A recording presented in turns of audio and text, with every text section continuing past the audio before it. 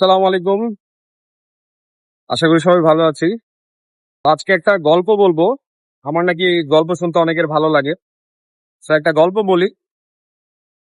গল্পটা হচ্ছে, একটা চোর প্রতিদিন চুরি করে।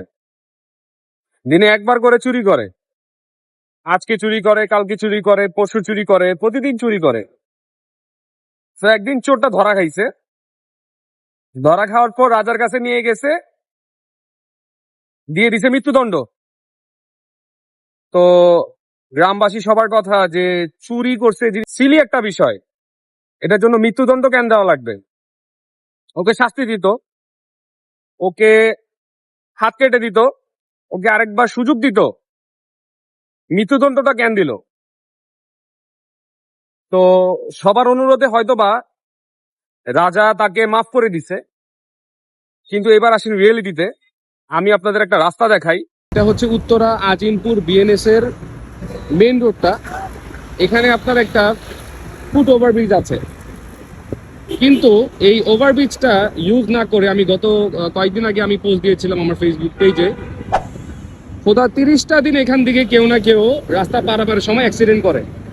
তা আপনি একটু গল্পটার সাথে মিলাই নেবেন। আমি তো নামি বাইক থেকে, আমি যাচ্ছিলাম, না না পেরে ভিডিওটা করতেছি যে লাইক আপনি আজকে এখান থেকে পার হবেন, কালকে পার হবেন, পরশু হয়তো বা পার হবেন, কিন্তু একদিন এমন একটা অ্যাক্সিডেন্ট আপনার সারা জীবন মৃত্যুর কারণ হয়ে যাবে।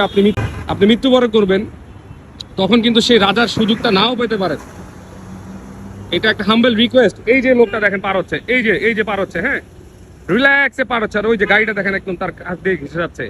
মানে খোদা 30টা দিনে এখানে কোনো না কোনো অ্যাক্সিডেন্ট হয়। ভাই হয় না? আপনি বলেন হয় না অ্যাক্সিডেন্ট?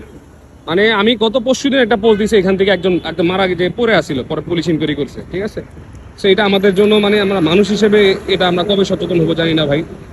এখানে একটা ওভারব্রিজ আছে, এখানে একটা ওভারব্রিজ আছে, এখান থেকে মানে সব সময় এই রাস্তাটা শর্টকাটের জন্য ওই যে দেখেন ওই যে পার হইতেছে, হ্যাঁ। সো মানে হয়তো আমার কথাটা একটু খারাপ লাগতে পারে, বাট না পেরে বললাম। আপনারা একটু সচেতন হন, সবাই আমরা সচেতনভাবে বেঁচে থাকি। আমার ভিডিওটা কেউ, আরেকবার বলছি, নেগেটিভলি নেবেন না। Thank you. আসসালামু আলাইকুম।